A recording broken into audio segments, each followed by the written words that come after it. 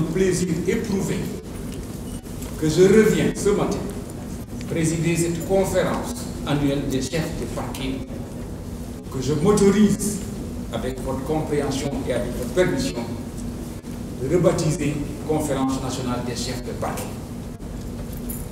Permettez-moi, à cette occasion exceptionnelle, de rendre un vibrant hommage à ceux qui sont trivialement désignés de magistrats debout.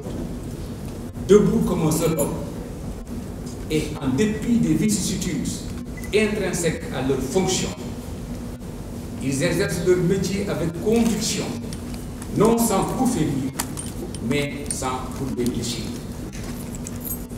Mesdames et messieurs, en avril 2021, Inch'Allah, je ferai 2 ans à la tête de ce département ministériel ô combien important en ce qu'il constitue l'organe administratif suprême du pouvoir judiciaire. Depuis ma nomination, j'ai pu visiter des juridictions, rencontrer des magistrats enthousiastes, sans une pointe d'agacement et fiers de leur métier. En un mot, j'ai trouvé une communauté judiciaire dont le dévouement et la compétence forcent le respect. J'ai également entendu leurs préoccupations et leurs attentes. Croyez-moi, pour les réponses, je m'y suis attelé autant que faire se peut dès ma prise de fonction et je continuerai à m'y employer sans relâche. L'ambition de son Excellence, le Président de la République, a pour la justice est connue. Promouvoir une justice de qualité. Je la porterai avec énergie et abnégation pour bâtir avec vous et avec les différents acteurs une institution judiciaire au service de nos concitoyens et à la hauteur de leurs attentes. L'existant est déjà satisfaisant, mais le service public de la justice, comme toute œuvre humaine, est bien perfectible et nous nous y emploierons tous ensemble. Avec mes collaborateurs, nous sommes en train de réfléchir en profondeur et à tous les niveaux pour relever les défis auxquels l'administration de la justice, dans son fonctionnement, est confrontée. Néanmoins, je vous engage, vous aussi, à rester mobilisés et à poursuivre votre contribution à la construction de notre édifice, qui est d'abord le vôtre et qui, pour ma part, constitue ma famille professionnelle. Bien entendu, l'histoire nous enseigne que les réformes peuvent être longues et se mettre en place. C'est pourquoi je fais mienne la stratégie axée sur la concertation élargie et le partage, et qui permet souvent de soutenir les exigences liées à l'atteinte des résultats sans cesse propres. Mesdames et messieurs, les questions que nous aborderons au cours de cette conférence, à savoir la table des infractions, ainsi que le dispositif de collecte et de traitement d'informations judiciaires, constituent déjà les premiers livrables de cette ambition précisée plus haut. Elles traduisent sans conteste une réelle volonté de modernisation des services du parquet et de façon générale du service public de la justice.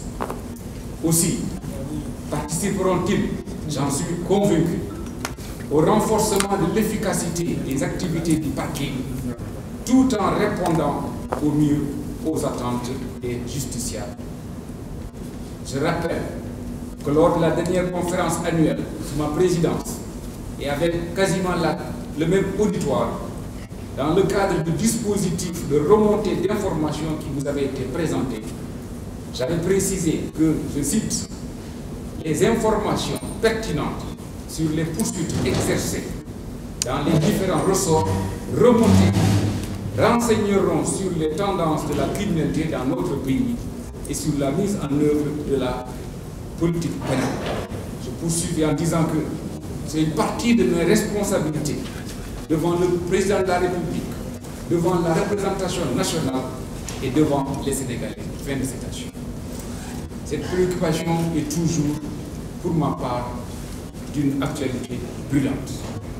Les discussions qui suivront tout à l'heure sur les thématiques qui ont été retenues cette année s'inscrivent dans la continuité du plan global de changement des habitudes pour une administration de la justice plus performante. Le plan de transformation numérique que j'appelle de tous mes vœux doit conduire à doter les magistrats d'outils utiles et innovants, lesquels plans devraient aboutir à une dématérialisation de toute la chaîne pénale. Je vous assure tout de suite que je ne perds pas de vue que tout cela ne sera possible qu'avec une prise en charge des infrastructures techniques, matériel informatique et Internet. Au sortir de cette rencontre, j'exhorte ceux qui en exprimeront le besoin de se rapprocher du directeur de la dématérialisation et de l'autonomisation des services judiciaires pour que le nécessaire soit fait avec diligence. La Banque mondiale, en effet, dans le cadre du partenariat qui a donné naissance à l'outil qui vous sera présenté dans les minutes qui suivent, devrait mettre gracieusement à notre disposition dans les prochains jours du petit matériel informatique. La distribution au parquet pilote suivre. C'est l'occasion pour moi de remercier la Banque mondiale pour son appui fort utile. Mais les moyens ne sont pas tout, nous le savons tous. Il faut qu'ils soient utilisés au profit d'une justice efficace. Dans cette veine, je vous exhorte à prendre les dispositions utiles pour que vous et les agents de vos services, vous mettiez davantage à l'informatique. Les services compétents de mon département seront à votre disposition pour vous y accompagner. Mesdames et messieurs, l'applicatif qui a été conçu et dénommé table électronique des infractions participe à l'élan de modernisation des méthodes de travail des acteurs judiciaires, notamment les magistrats du parquet que vous êtes.